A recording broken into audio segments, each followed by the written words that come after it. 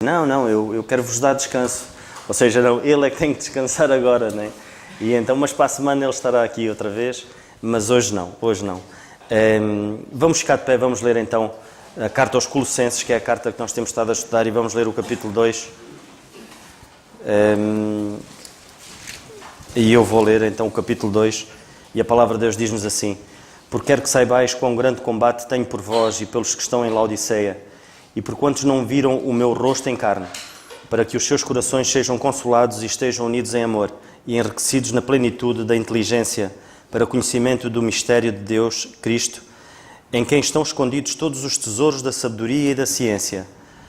E digo isto para que ninguém vos engane com palavras persuasivas, porque ainda que esteja ausente quanto ao corpo, contudo, em espírito, estou convosco, regozijando-me e vendo a vossa ordem e firmeza da vossa fé em Cristo.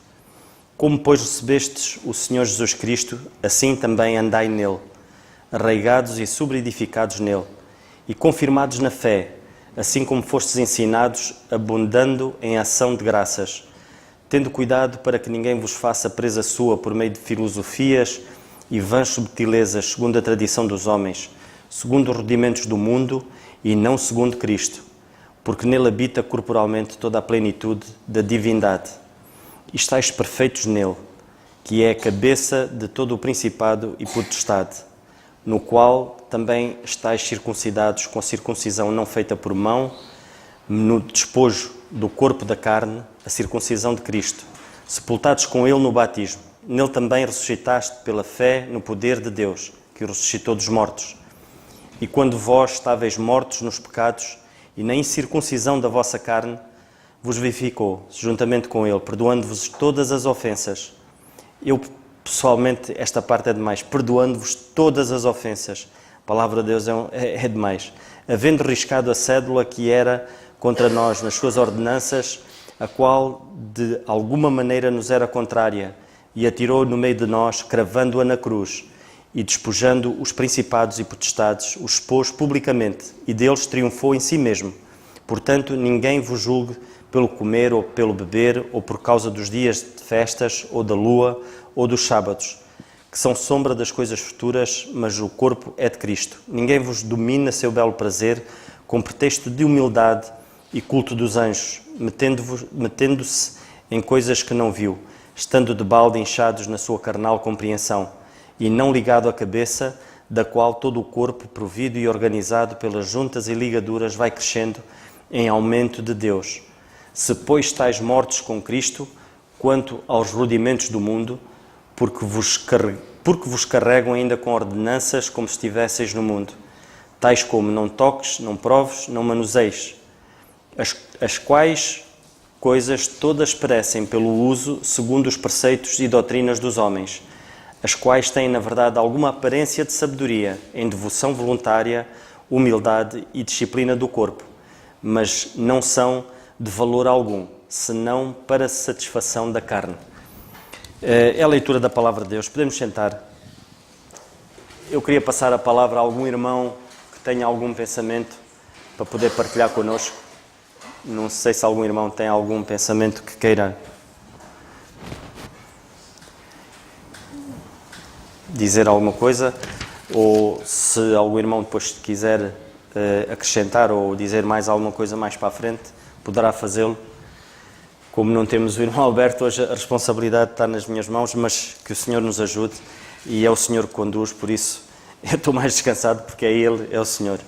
Eu queria vos falar um pouco acerca desta passagem, no capítulo 2, quando o apóstolo diz, quando ele fala em Laodiceia, porque ele diz assim: Porque quero que saibais quão grande combate tenho por vós, e pelos que estão em Laodiceia, e por quantos não viram o meu rosto em carne.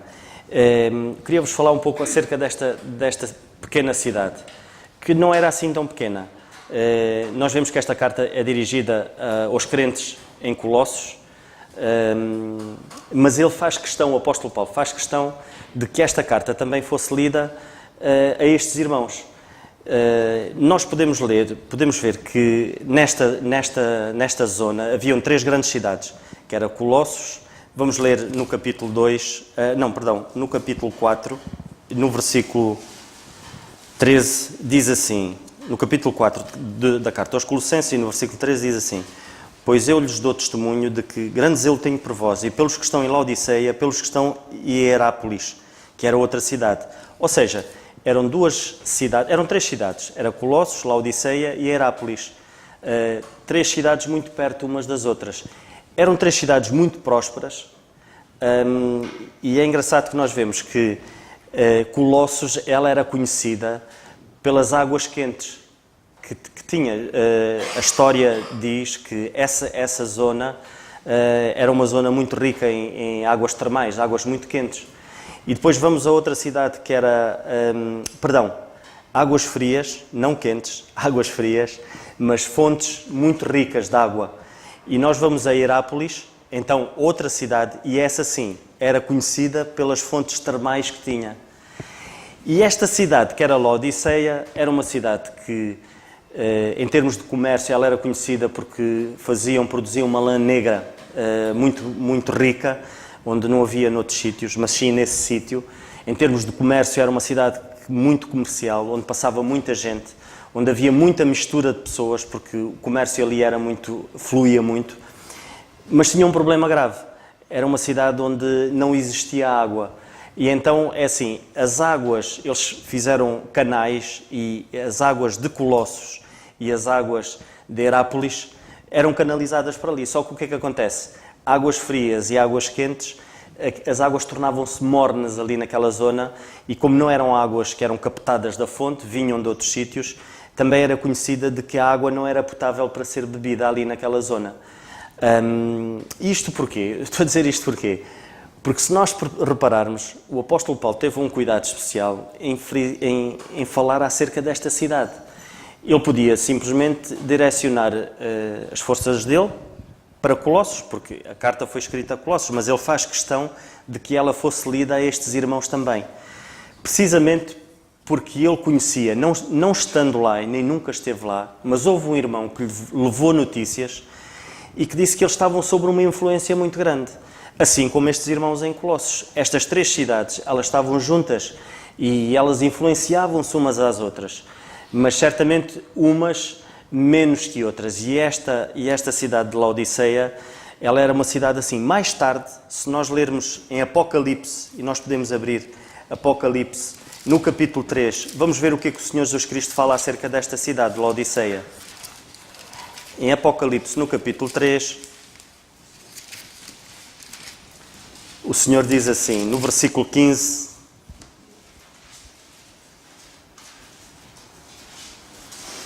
Vou ler do versículo 14 ao versículo 16. E o Senhor diz assim: e ao anjo da igreja que está em Laodiceia, escreve isto.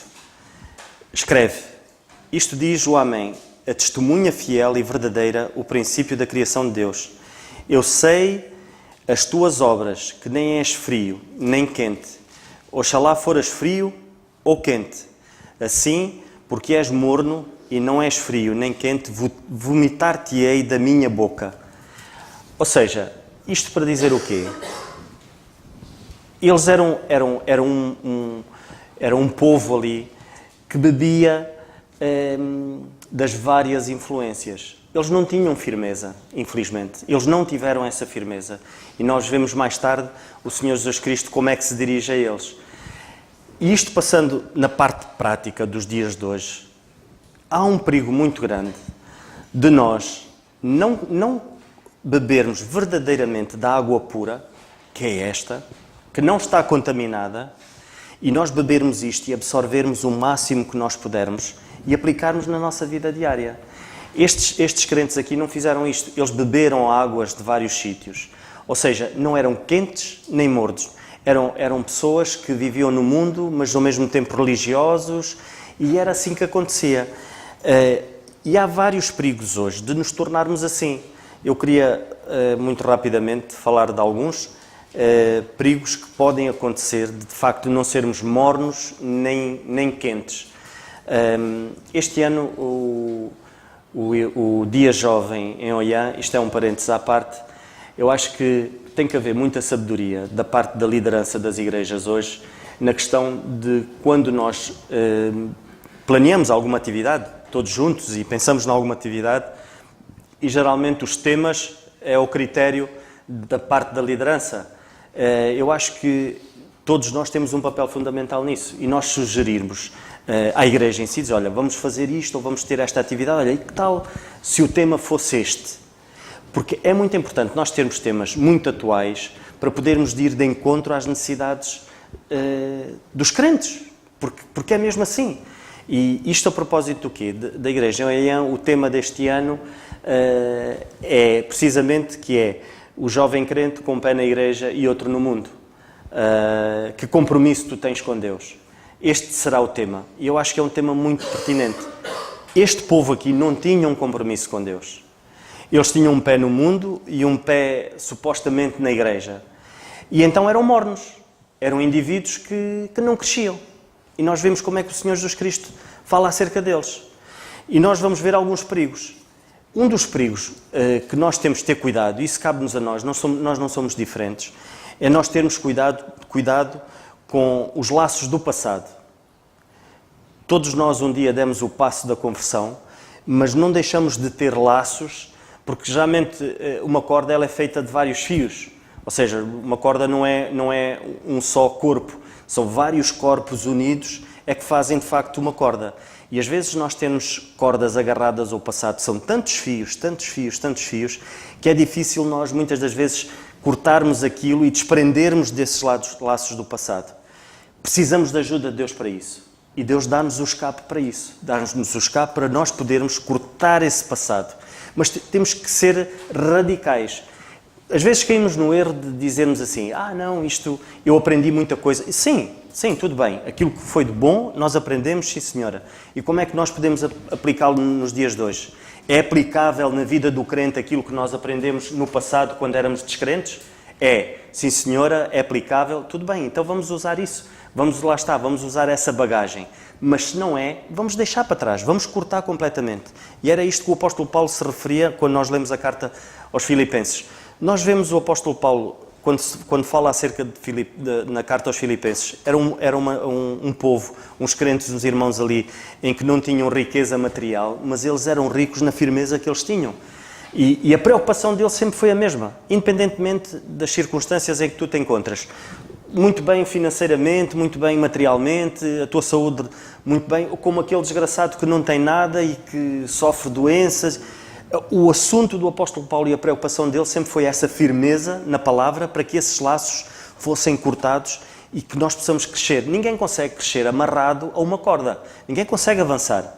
Por muito que nós queiramos, eu faz-me lembrar uma vez, já há muitos anos atrás, há pouco tempo, aí há 20 anos, eu e o Sérgio fomos a um secateiro, e isto a propósito da corda, e estava um cão, um pastor alemão muito grande, assim deitado no chão. E eu vi que o cão estava amarrado a uma corda e fiquei descansado. Eu esqueci-me era da quantidade da corda que o cão tinha ao lado dele, porque a corda era muito comprida. E lá está, quando ele se chateou, ele começou a correr até onde a corda deu. Calhou eu correr um bocadinho mais que o cão naquele momento, porque se o cão tivesse mais corda, apanhava-me. E infelizmente nós às vezes somos assim. Nós às vezes vamos uma corda muito comprida e às vezes arrastamos outros atrás. E isso é muito mau. Porque uma coisa é nós sofrermos nós as consequências, outra coisa é nós levarmos outros por arrasto. Cuidado com isso, irmãos. Um perigo, os laços que nos agarram ao passado. Outro perigo também é que tudo à nossa volta e as circunstâncias às vezes não são as melhores. Nós temos aqui muitos jovens, e não só, que eles estão aqui no meio dos jovens e é tudo uma alegria, mas depois vão para os seus lares, ou muitos regressam para os seus lares, para o seu núcleo, e a vida à sua volta não é melhor. Ou seja, temos jovens em que se calhar os pais não são crentes, se calhar problemas graves, e as circunstâncias não são favoráveis para que haja esse crescimento. E é preciso nós estarmos verdadeiramente, sermos um exemplo. E esse é um dos motivos, é um dos perigos, para que de facto nós às vezes também não crescemos. Porquê? Porque depois a nossa mente, quando estamos numa circunstância que não é a melhor, é quase como que mudamos o chip e voltamos para aquilo. Ou seja, estamos focados naquele problema. Que o Senhor nos ajude e que possamos remar, lá está, remar contra a maré. Nós falávamos isto no IJC, que, assim como Daniel, e Daniel estava num meio muito difícil, na Babilónia, que era uma cidade de confusão. Ele sai de um sítio onde as coisas eram organizadas, onde o povo se regia por leis, lei de Deus, e de repente ele vai para um sítio onde vale tudo. E infelizmente, muitas das vezes, principalmente os jovens, quando estão envolvidos num meio onde vale tudo, ou eles estão muito firmes na palavra de Deus, ou então eles vão com a maré. E lá no IJC o nosso irmão Daniel dizia que o peixe geralmente que vai com a corrente é um peixe que está morto. Um peixe que está vivo, ele consegue nadar contra a maré. Um peixe que está morto vai com a corrente. Que não estejamos mortos no nosso viver. Outro perigo é que havia a maré, e pode haver uma maré de paixão. Ou seja, quando se fala numa maré de paixão, o que é? É muitas vezes nós, quase que como guardamos numa caixinha ou numa gaveta, ainda hábitos antigos como uma preciosidade. E isso é muito mau, irmãos. É muito mau quando nós trazemos do passado, e nós vemos vários exemplos na palavra de Deus, e um que foi muito grave, que foi Acã, que ele guardou supostamente uma preciosidade que não deveria ter guardado, que Deus disse para eles destruírem, queimarem tudo, e ele guardou aquela capa e guardou outras coisas como uma preciosidade. E era uma coisa má. E nós às vezes é isso que fazemos na nossa vida. Nós às vezes guardamos preciosidades, supostamente preciosidades, que nos impedem de avançar. O que aconteceu a Acã é que ele foi morto, ele, a família, e até um animal sofreu as consequências. E Deus não nos livra das consequências. Quando Deus diz que não se deixa escarnecer e aquilo que o homem semear, o homem vai colher, é mesmo assim. Nós não brinquemos com a palavra de Deus. Quando Deus diz que o homem semeia e vai colher, a gente não pensa em semear batatas, depois vai colher ervilhas. Se eu semear batatas, vou colher batatas, sem dúvida. Se eu semear coisas más, eu vou colher coisas más. Porque Deus não se deixa escarnecer. Deus agora é o mesmo Deus, e Ele naquele tempo agia daquela maneira como agiu com Acã, que eles foram todos mortos, ele e a família foram mortos. Hoje Deus não age assim, age de uma maneira diferente. Mas as consequências dos nossos erros, Deus não nos livra. E temos de ter cuidado com isso, irmãos. Isso também não nos permite crescer, faz-nos ficar mornos, faz-nos ficar atados, inertes à palavra de Deus e ao crescimento e à obra em si. E depois ainda temos outro perigo. Por último, eu vou-me calar e vou passar a palavra a algum irmão que assim o queira, que é os iscos. É os engodos que o inimigo muitas das vezes nos traz à nossa vida. E que engodos são esses? Alguém me sabe dizer o que é um engodo? Geralmente quando se vai para a pesca, e as senhoras de certeza que sabem disso, porque geralmente elas vão todas para a pesca, juntam-se. Eu nunca vi, ainda há tempos eu falava com a Wanda e eu disse, eu nunca vi um grupo de mulheres ir à pesca.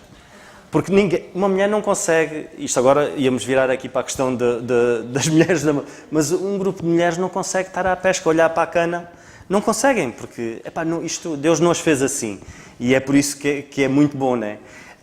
Mas elas não sabem o que é um engodo. Eu acho que todos os homens aqui sabem o que é o engodo. Ir à pesca e levar engodo é pegar numa lata com tripas de peixe, tudo aquilo, as miudezas de peixe, e atirar para a água, para quê? Para que os peixes depois possam vir, e então a gente lança a cana e o anzol, com o isco, tem que ter isco, para então os peixes... Mas existe esse engodo. Muitas das vezes o engodo não é o anzol, não é o isco do anzol. Porque às vezes o peixe come o engodo e não pica no anzol. Quem já foi à pesca sabe disso. Comem o engodo, a gente até diz, estes peixes parece que andam na internet e sabem o que é o isco e o que é o coisa, comem o engodo, porque não tem um anzol lá, mas depois quando a gente põe, e acontece muitas vezes isso. E na nossa vida, irmãos, muitas das vezes Satanás põe engodo, que aparentemente nós comemos, e não está lá o anzol para nos fisgar, mas é o começo para nos levar ao sítio que ele quer. E nós temos de ter muito cuidado com isso, irmãos. Eu acho que destas coisas todas, eu acho que esta é das tais que nós temos de ter mesmo muito cuidado, que é o engodo, não o isco, não o anzol, mas o engodo. E eu quando falo no engodo, eu falo nas nossas fraquezas. Não há aqui ninguém que diga, não, a minha fasquia está ali, eu não vejo fraqueza nenhuma em mim. Não, nós todos temos as nossas fraquezas. E são essas fraquezas que Satanás vai minando a nossa vida. Ele vai pondo um engodo ali, outro acolá, e nós vamos consumindo isso e vamos nos enchendo do engodo até que ficamos completamente cegos e então vamos morder o isco. E quando a gente morde o isco, a gente afasta-se de Deus completamente. Quando o engodo aparece à nossa vida, irmãos, nós temos de ter muito cuidado. O facto de nós estarmos aqui à quarta-feira, o facto de nós, dos jovens, virem à reunião de jovens, e eu faço um apelo aos pais, principalmente aos pais, para tragam os vossos filhos à reunião de jovens. É muito importante. É muito importante. Eu sei que muitas das vezes até podem dizer assim, mas hoje a reunião de jovens não foi assim. Assim como muitas das vezes eu acredito que vocês, um culto não seja propriamente aquilo que vocês queriam ouvir, ou se calhar aquilo que ouviram, mas tragam. Porque aquilo que um jovem não tocou num jovem, vai tocar noutro. E isto é importante. São estas pequenas, estes atos de disciplina na nossa vida que vão fazer com que o engodo não faça efeito na vida dos nossos filhos. E não faça efeito na nossa vida, irmãos. O facto de, houve muitos que não estiveram a semana toda no IJC, mas apareceram no IJC, e acredito que beberam daquilo que ouviram, faz parte de uma disciplina, faz parte de diluir o engodo que Satanás vai pondo e vai minando a nossa vida. Quando o nosso irmão Alberto pregava no domingo e ele dizia que nós devemos canalizar as nossas forças como uma barragem, né? Compensar, ou seja, condensar os nossos dons, condensar aquilo que a gente tem para o Senhor e estarmos... O condensar é focarmos as coisas para o nosso Deus. E somos muito mais fortes todos. E eu dou graças a Deus e toda a honra e toda a glória ao nosso Deus quando nós falamos da igreja em Quinta do Conde, e o Senhor sabe a intenção do meu coração e sabe aquilo que eu digo. Não é com orgulho dizer, não, nós na igreja... Não, o Senhor tem sido com a igreja em Quinta do Conde e tem sido misericordioso. E eu dou graças a Deus pelos nossos jovens. Mas porquê? Porque sentimos que quando há algo, nós funcionamos como uma barragem. Canalizamos todos juntos a mesma força para o mesmo objetivo. Não é para o mesmo objetivo de servir a este ou aquele. Ainda vinhamos no caminho, vinha com o João Alves e vinhamos a falar acerca de pessoas que são muito perfeccionistas e outros que são menos, mas que possamos fazer as coisas para o nosso Deus com excelência, o nosso melhor. Eu sei que o meu melhor não é o melhor do Sérgio, nem o melhor do Sérgio é o melhor do Pedro, mas é o melhor dele. É aquilo que ele tem, é aquilo que ele vai dar para Deus, é o que eu tenho, é o que a irmã Francisca tem, é aquilo que a irmã Francisca dá para Deus, e aquilo que se dá do nosso melhor, Deus faz excelente. E é isso que nós temos de fazer, e é essa condensação, é condensarmos isso que faz com que a igreja de facto fique firme e forte. E nós vemos que de facto o engodo deixa de funcionar, deixa de ter o seu efeito quando nós estamos focados, quando nós estamos condensados. E isso passa por uma disciplina, pequeninos passos. Falávamos nisso também no IJC. A vida cristã não é feita de passos de gigante, são pequeninos passos que Deus transforma aquilo numa coisa impressionante. Não adianta de nós, porque às vezes nós diminuímos e diluímos o poder de Deus no nosso próprio pensamento, nas nossas próprias capacidades. Nós não temos capacidade, a nossa mente é muito pequenina e às vezes queremos diminuir Deus à nossa mente. Não, Deus é um Deus enorme. Eu ainda hoje falava, eu conversava com a Wanda e com a Priscila, e nós estamos aqui na Terra, depois temos este céu, depois temos os astros, as estrelas, e depois ainda temos o terceiro céu onde Deus está e toda a sua criação, e Deus olha para nós como nós somos um pequenino, nem sequer um grão de pó, é uma coisa mesmo pequenina. E somos tão preciosos, e Deus conhece-me a mim, conhece o número dos meus poucos cabelos que eu tenho. Como é que é possível isto? Então, e não é bom nós condensarmos as nossas forças para Deus? Irmãos, que Deus nos ajude. E infelizmente estes crentes aqui em Laodiceia, eles deixaram-se diluir. Eles foram levados por um engodo de Satanás. Filosofias de homens, vãs subtilezas, e o apóstolo Paulo aqui no capítulo 2, mais para a frente, a estes irmãos em Colossos, lá está, esta mesma carta ia ser lida em Laodiceia. Nós podemos ler a preocupação dele quando ele diz: tendo cuidado para que ninguém vos faça presa sua por meio de filosofias e vãs subtilezas, segundo a tradição dos homens, segundo os rudimentos do mundo e não segundo Cristo.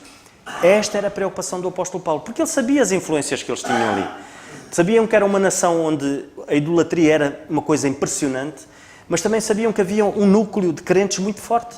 Então a preocupação dele era essa. Hoje não é a preocupação não deixa de ser. Nós vemos hoje pessoas e vemos crentes a olharem, por exemplo, para a questão de abrirem o jornal e verem lá os signos como uma coisa normal. Olharem para aquilo e dizerem, olha, o meu dia vai correr bem, eu sou carneiro, eu sou Nando, eu não sou carneiro, nem sou caranguejo, eu sou Nando. Que história é essa? Mas muitos crentes regem-se por isso, é quase como se o dia deles dependesse de uma situação. Eu estou a dar só um exemplo, como poderia dizer outros exemplos mais graves.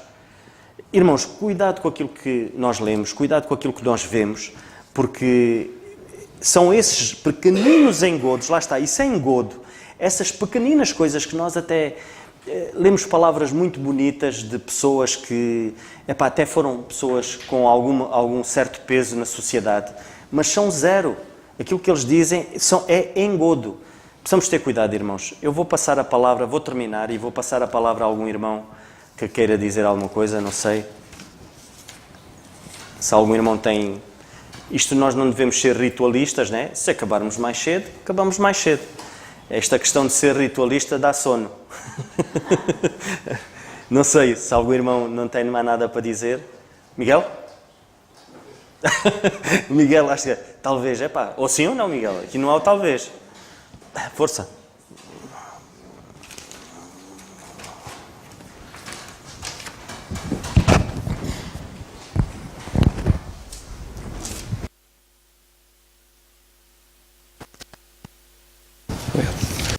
O Nando estava a falar dos signos. Eu às vezes, só por curiosidade, às vezes eu comento com colegas ou seja onde for, às vezes dou uma olhadela só por curiosidade. E é engraçado que eu digo sempre às pessoas, se nós lemos os signos, todos eles dizem sempre algo em relação a nós. Aplica-se sempre. Uma delas é tenha cuidado com as costas, reduza no sal, faça exercício físico. Quem é que não tem problema nas costas, quem é que não tem que reduzir o sal, quem é que não tem que fazer exercício físico. Isso é apenas uma pequena parte.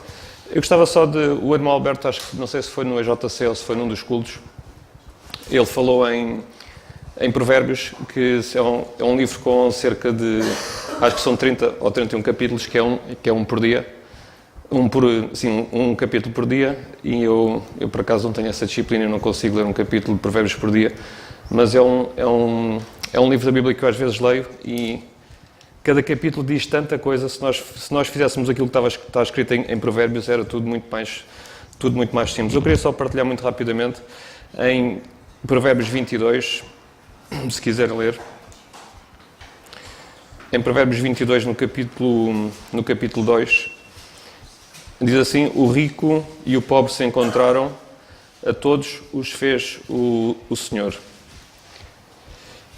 22:2, o rico e o pobre se encontraram, a todos os fez o Senhor.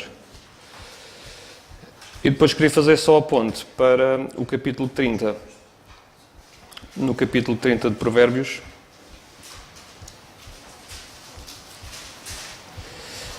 começa assim no versículo 7. No versículo 7, duas coisas te pedi, não me as negues antes que morra. Afasta de mim a vaidade e a palavra mentirosa. Não me des nem a pobreza, nem a riqueza. Mantém-me do pão da minha porção acostumada. Porque porventura de farto te não negue e diga quem é o Senhor. Ou que empobrecendo não venha a furtar e lance mão do nome de Deus. Ao juntar estes dois capítulos, Deus diz-nos claramente que o rico e o pobre existem, que o rico e o pobre fazem parte da nossa sociedade. Às vezes as pessoas dizem que Jesus Cristo foi o primeiro comunista da história. Alto lá, Deus nunca disse que não há pobres, Deus nunca disse que não há ricos. Eles fazem parte e existem. No capítulo 30, fala em não termos riqueza nem pobreza. Eu gostava de ver isto mais como um alerta. Porque nós, se formos ricos ou se formos pobres, podemos cometer alguns erros. O Nando estava a falar de alguns perigos, e a pobreza ou a riqueza pode ser um perigo para alguns crentes. Eu não sei se já repararam à sexta-feira, agora não sei porque o Euromilhões, acho que há a sexta, há a quarta, há muitas semanas, mas até há pouco tempo atrás, à sexta-feira, não sei se repararam, nas tabacarias, haviam filas de 10, 15, 20 pessoas a porem o Euromilhões. As pessoas preocupam-se muito com o dinheiro. Às vezes, quando nós temos muita coisa, acabamos por o nosso foco ser o dinheiro e não outras coisas. Eu sou de uma geração e quando tinha no Natal ou no meu aniversário, tinha uma prenda por pessoa, e aquilo era muito valioso. Hoje em dia todos nós temos 5, 10, 15, 20 presentes no Natal, não estou a dizer que isto seja errado, à quinta ou à 10ª presente já estamos a esquecer o que é que está para trás. Quando nós somos ricos existe o perigo do nosso foco ser os bens materiais, e nós quando somos pobres ou quando passamos dificuldades, às vezes podemos usar a desculpa de que estamos apertados ou que somos pobres para fazer coisas que não são muito certas, nomeadamente roubar, não estou a dizer que nós fazemos, mas também não podemos dizer que ninguém faz.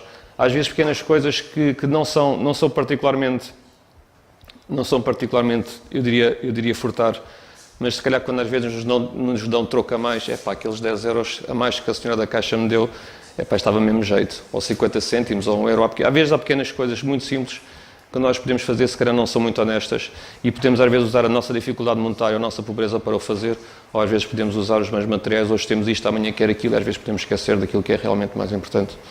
Era só isso.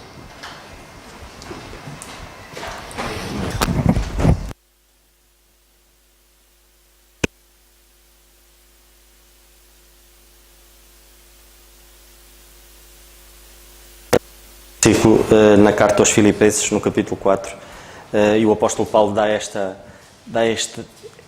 recado perfeito para que de facto nós não sejamos nem mornos, mas sejamos de facto verdadeiramente crentes com um foco certo. E o apóstolo Paulo diz isto àqueles irmãos, diz: quanto aos mais irmãos, tudo o que é verdadeiro, tudo o que é honesto, tudo o que é justo, tudo o que é puro, tudo o que é amável, tudo o que é de boa fama, se há alguma virtude, se há algum louvor, nisso pensai. O apóstolo Paulo nem está aqui a dizer para nós tomarmos ou agirmos. Ele diz, estas coisas, pensai nelas.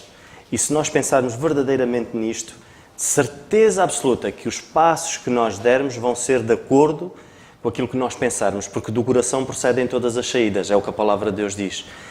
Mas o mesmo coração é mais enganoso de todas as coisas, por isso ele precisa ser disciplinado. E se nós pensarmos nestas coisas, se nós pensarmos e disciplinarmos o nosso coração, então as saídas, ou seja, os passos que nós vamos dar, vão ser passos que vão diluir o engodo, vão fazer com que aqueles laços se vão quebrar do passado e muitas mais coisas más que nos agarram e que não nos deixam prosseguir para a frente, como estes irmãos aqui em Laodiceia. Que o Senhor nos ajude. Vamos ficar de pé, irmãos, vamos terminar com a oração.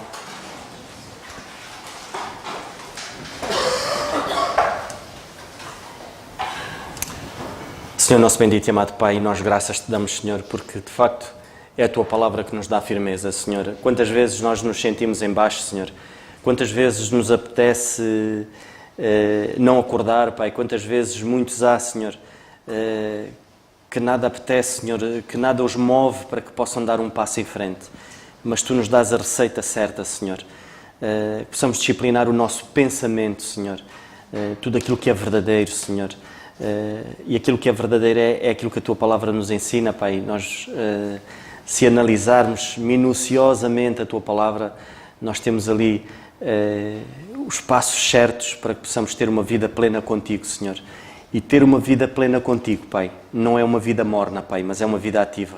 São águas vivas, são águas puras, são águas que fervilham, Pai, e que Tu nos ajudes, Senhor, de facto, a não sermos mornos, mas a sermos verdadeiros filhos Teus, soldados Teus prontos para a ação, Senhor. Que Tu nos ajudes, que Tu cuides de cada um aqui, Senhor. Sabemos das lutas, sabemos das angústias, Pai, das dores, mas também Te queremos dar graças porque há muita alegria, Senhor, e o facto de estarmos aqui é motivo para isso. Te agradecemos-Te ainda continuando a rogar por aqueles irmãos, Senhor, que se encontram de férias, que Tu cuides de cada um, Senhor, e os que trabalham, Senhor, que Tu os ajudes e os protejas, Senhor, também no regresso à sua vida diária, Senhor. Tudo isto te pedimos e agradecemos no nome do Teu Filho, nosso Senhor Jesus Cristo. Amém. O culto está terminado, irmãos.